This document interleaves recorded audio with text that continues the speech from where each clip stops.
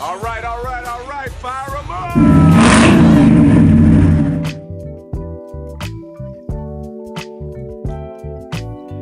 It's going to be one of them episodes today. In, out. You might not like what I have to say today either.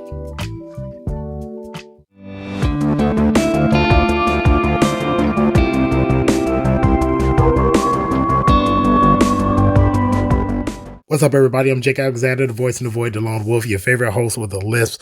Happy Saturday to you. I hope you're all doing well. I am doing well. Welcome to another episode of the Twee'quel podcast. If you've been rocking with us for a while, thank you very much. I'm so happy that you decided to come back and check us out once again. But if this is your first time, please go and check any of the older episodes. I'm pretty sure you'll find something that you'll like, keep you informed, entertained, and all that other good stuff. And if this is your first time, don't forget to like, share, and subscribe. Do everything that you're supposed to do for the algorithm. Help me grow this channel. I'm having a lot of fun doing it. Excuse me. And I really do want all of you to hang out with me as often as possible. We're going to have a very short show today. We're only going to have some news. I'm going to talk real quick about the film Love Hurts. And you might not like what I have to say about it, but I am going to be completely honest about it. I always tell you that I'm going to be honest. I'm not going to blow smoke up your butt and tell you something that I don't actually feel. And I'm going to talk about Black History Month. Yes, I know today's Saturday. It's the 1st and Black History Month is over, but I feel compelled to say something about it, even though it is March 1st. So, but without all that, let's get right into the news. First up in the news, we say rest in peace to Michelle Trachtenberg and Hollywood icon, Hollywood legend, Gene Hackman. Now, Michelle Trachtenberg passed away on the 26th, just a few days ago. She's notable for roles from Buffy the Vampire Slayer, Gossip Girl as of late, Ice Princess, the film. There's no words for the cause of her death. She's pretty much everybody's favorite little sister growing up, if you were one of those 90s kids like I was. And what can you say about Gene Hackman, who passed away on the 27th, the day after Michelle Trachtenberg? He was found at his home alongside his wife and his dog. And although there were pills found around his body, the police do not expect foul play or suicide. In my opinion, I don't listen to them. Obviously, with all the other information that has come out since they found his body, I'm starting to think that a little something's up with it. But that's a whole different story. We'll talk about that on another episode. But he's known for films like Hoosiers, if you've never seen it, Enemy of the State, the film with Will Smith, very good movie, French Connection, Quick and the Dead. So many films over the years. I guarantee you've seen at least one film in your lifetime with Gene Hackman. It's really sad to see both of them go. Michelle Trachtenberg was only 39 and Gene Hackman was 95. At the box office, Captain America Brave New World still at the number one spot, now at $295.5 million worldwide. Coming in at number 2, The Monkey on its opening weekend, $23.9, basically $24 million. That's pretty good for an opening for a small, almost independent film that is worldwide, by the way. And also Paddington in Peru at number 3, now at $151.5 million worldwide. New releases this week, and I do want to see both of these films. Last Breath, which stars Woody Harrelson and Simu Liu, and a new animated feature for the Mobile Suit franchise. I do want to see both of them. I am going to go to the theater and see both of these, and after I do see them, we will come back and we will talk about both.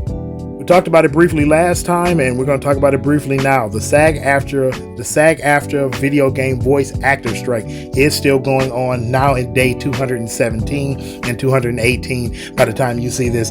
No talks between either side have been going on whatsoever. And as I said, games would begin to be affected, and we are starting to see the fallout from that. Right now, Destiny 2 and League of Legends do have disclaimers when you play the games that a lot of the voice acting won't be inside of the game, but they are putting in subtitles, so you do know what's going on. As far as League of Legends, there's a lot of older voice acting that has been thrown into the game for newer characters and newer skins and all this and all the other things, because they don't actually have the actors to do the newer voices for the newer skins. And also, if you remember, Hideo Kojima had 2 video games that were in production. They've completely come to a halt. They are in indefinite hiatus until the strike is over. Those games were OD and Physant. Physant isn't actually the name of the game, but that's the working title that they have so far. Like I said, they're on indefinite hiatus delay until the strike is over.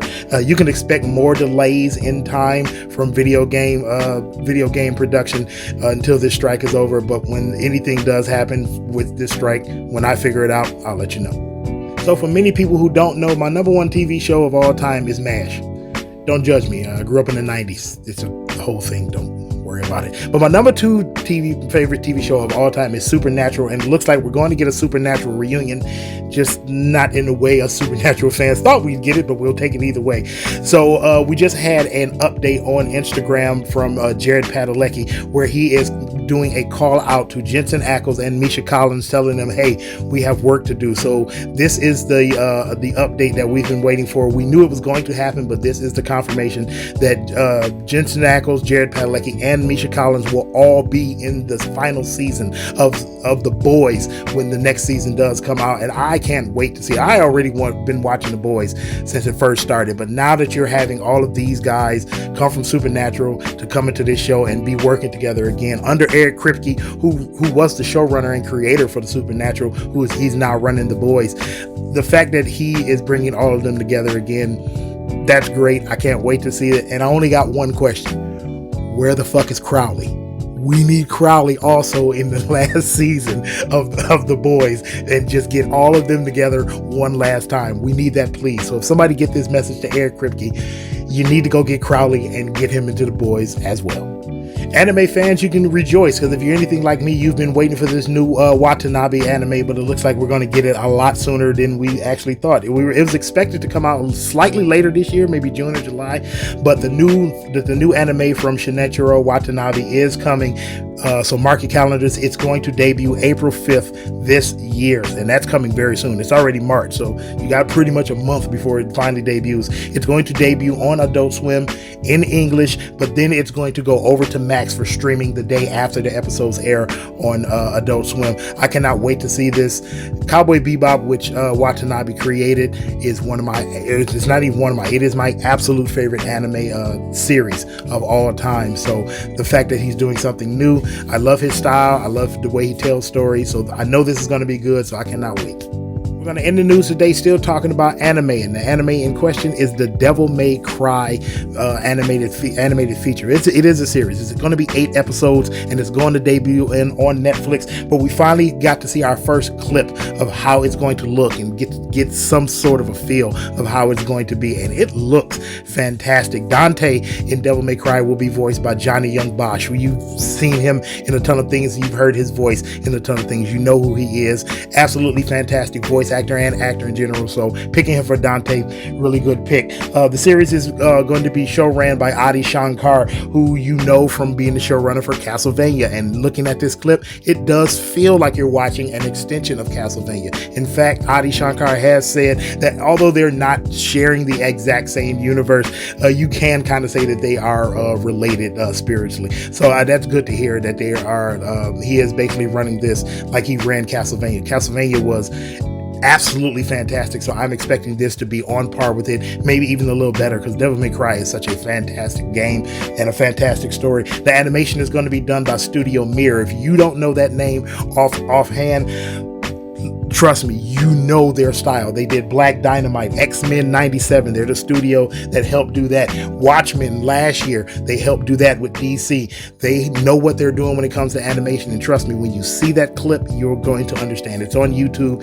First place you can look up to see it is on IGN. They were the first ones to post a clip. It is a fantastic. It's not even long. It's maybe about a minute and 5 seconds, but it is really, really good. And that theme song to it, yeah, it's going to be Rolling by Limp Bizkit. I don't know who decided to turn around and put that as the theme song, but hey, you get my vote. That is such a good song as is. This is not the first time Devil May Cry has had an animated series. They had a 12 episode run back in 2007 with Madhouse producing the animation, and then Funimation had some more, which aired on Crunchyroll and Funimation in June of 2017. So like I said, this first season is going to be 8 episodes, and it will debut on Netflix. And guess what? You got only a month before it debuts. It's coming in April 3rd. So mark your calendars, not only for Lazarus, but for this as well. That weekend is going to be wild. April 3rd through the 5th, you're going to have Lazarus and you're going to have Devil May Cry. That's going to be one hell of a weekend for anime fans. That's all in the news today. Don't forget to check our Instagram page for all of the little stories and behind the scenes that you really don't get right here on the podcast. I'm going to take a break. When we come back, I want to talk about Black History Month.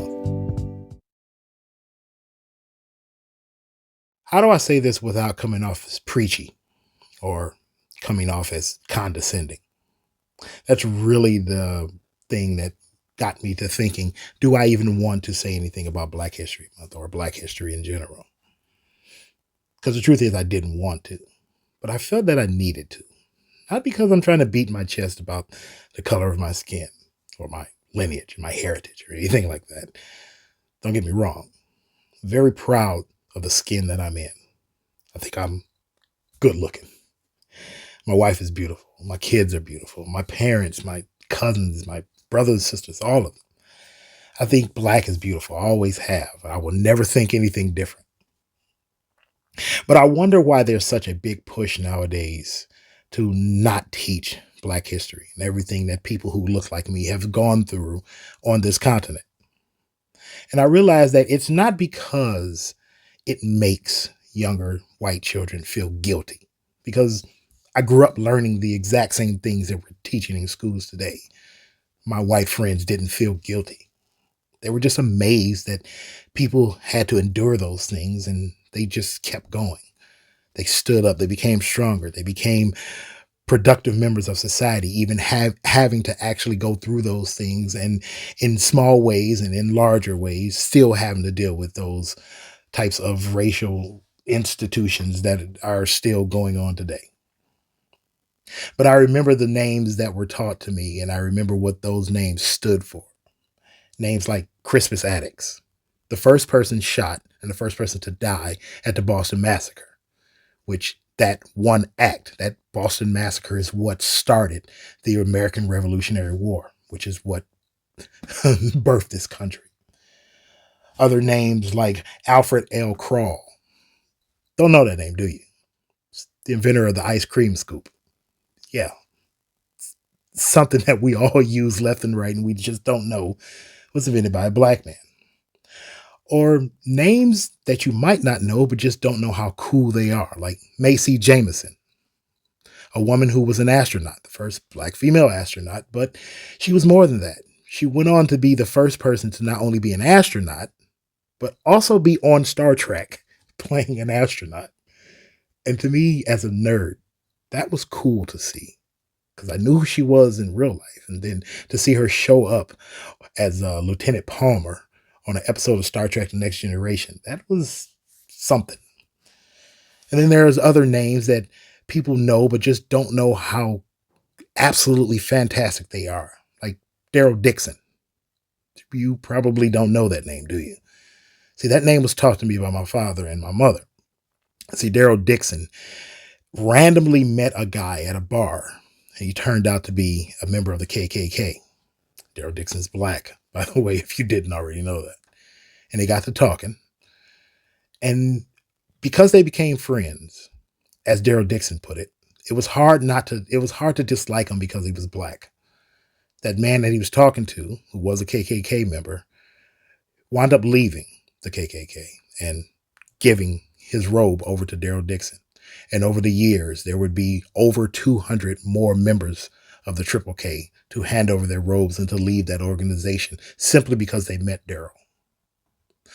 I remember today all of those names and so many more, men and women who have come before me and have paved the way to allow me to do things like this.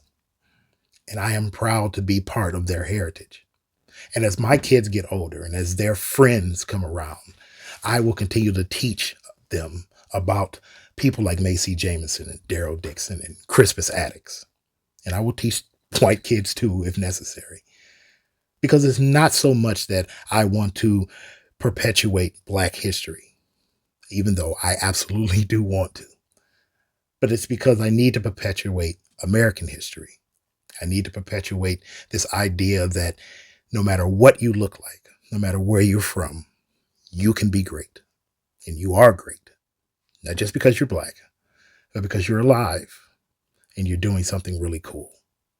And hell, just being cool, just being alive is really cool. Especially in times like these. There are so many that want to take our lives away.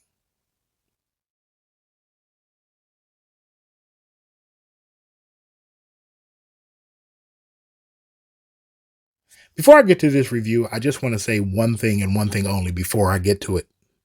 I like Ke Huy Quan. I do. I really like him.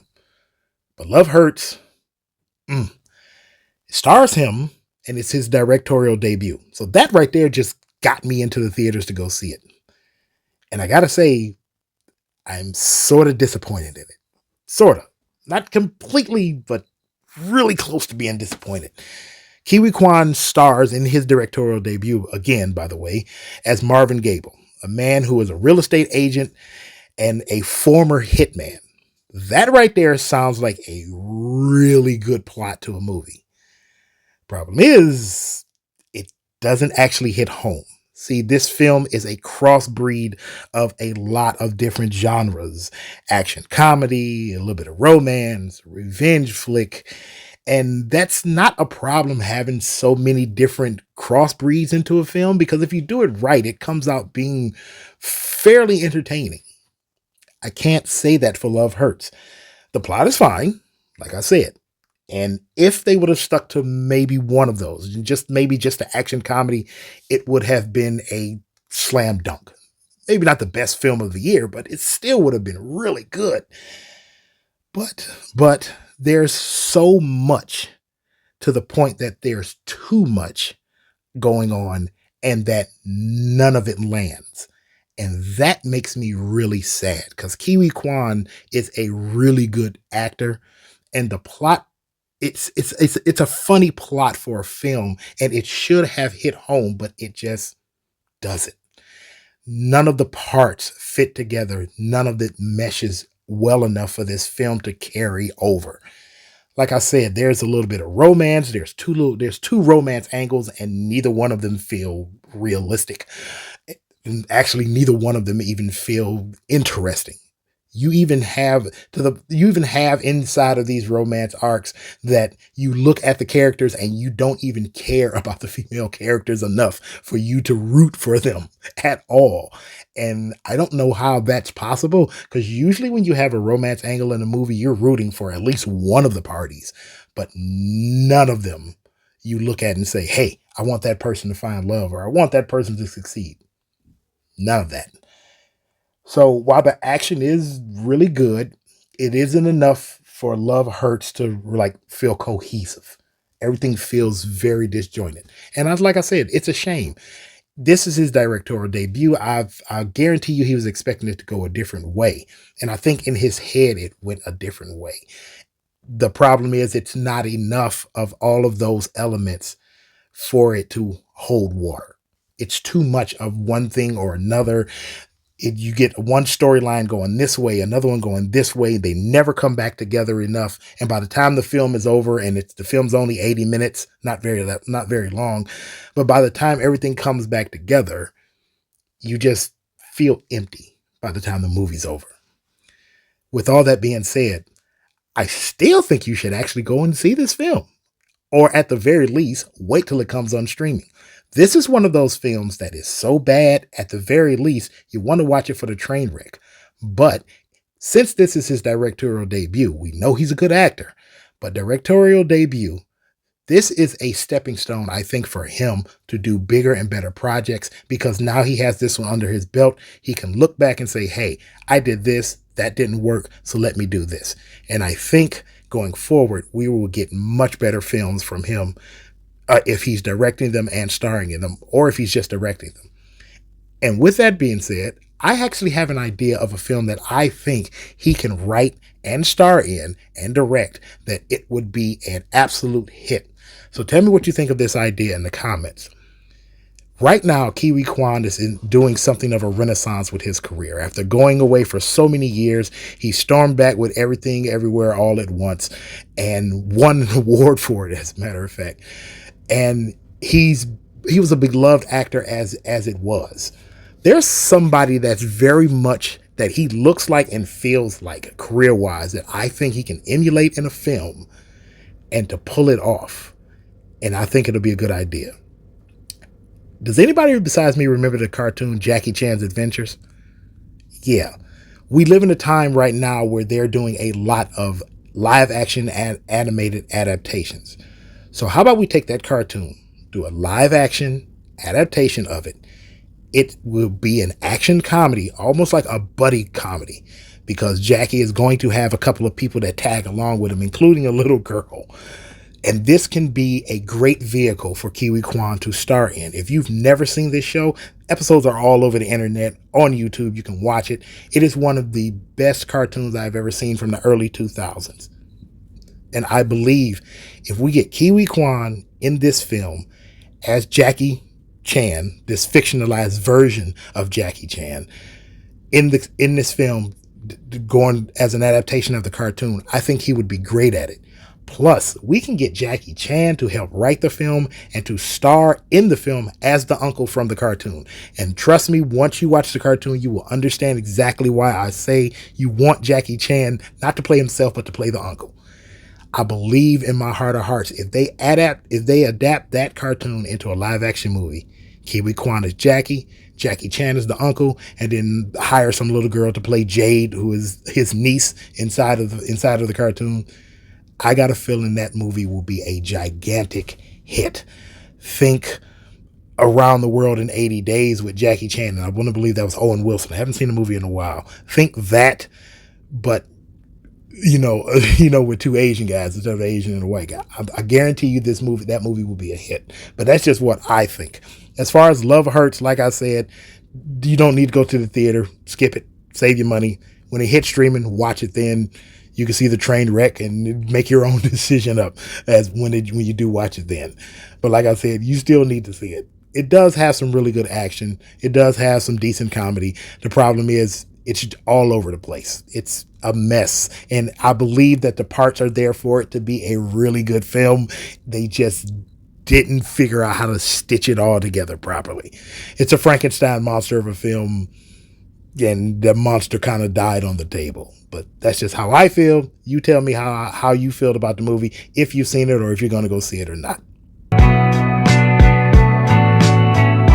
So that's it, and that's all. It's time for the last call. I want to thank each and every single one of you for tuning in this week. You did not have to. You could have been doing anything, but you decided to hang with me for a little bit, and I truly, truly appreciate it. I don't care if it's 1, 5, 10, 100, or 1,000 of you. I truly appreciate every single person that decides to watch this pokey little podcast. So I'm going to keep doing it, and I hope you keep checking in every single time I release an episode of anything. It doesn't even have to be that. Before we go, got a couple of updates. Number one, we got cosplay coming up. We actually got 3 of them coming up, so I do want you to tune into the program. I'm not going to tell you what they are just yet, but believe me, there are 3. Starting, I would say, toward the end of March, you're going to start seeing me build those right here on the channel, piece by piece. I'm going to try to debut actually all 3 of them at Motor City Comic Con this May. I'm going to be there the entire weekend, so I do want you all to check the channel and make sure you keep up with those, because remember, I do closet cosplay, which means you can do these too. I don't try to buy costumes or build costumes that are very expensive and overly ornate, because I do want everybody to get in on it. So you're going to see me build those and how I build those, and I'm going to make sure that we not spend too much money, because like I said, I do want you all to get into it. Our weekend watch list is back, but we only got one thing, and believe me, it's going to take up my entire weekend. I don't care what anybody says. The show Reacher is back for season 3 on Amazon Prime. It already started. It started toward the end of, I want to say 2 weeks ago. It already started, maybe 3 weeks ago. It already started over on Amazon Prime, and I will be watching that all weekend. And also, if you have not watched Solo Leveling, I did not recommend this all last year. I didn't watch it until a couple of friends of mine told me I ought to watch it. I did, and I was blown away. Solo Leveling is a fantastic anime, and I understand now all of the hype and why it won so many year-end awards last year. But I still hold true to what I said. Arcane was the best anime last year. But either way, no matter what you say, you need to be watching it if you haven't watched it already. And if you have watching it, y'all need to start sending me some more some more recommendations, because Solo Leveling is fire. By no stretch of that's not hyperbole, believe me. It's a really good anime. But like I said, but that's all I'm going to be watching this weekend. I'm going to watch Reacher. I'm going to catch up with Solo Leveling. I think I have 2 more episodes from the current season that's going on now that I haven't seen yet, and I'm going to get to those. But besides that, don't forget to check on the Instagram page. Don't forget to follow, like here, and share and subscribe everything. Let's roll up these likes and roll up these views. I really do appreciate everybody that decides to help. And before we go, I will not forget to tell you, you are not alone. You're never alone. Pick up the phone, dial or text 988. There's always somebody there to talk to. Believe me. Then it's time for us to go. I will end this episode the same way we end every episode. God bless. I love you, and peace. See you next time.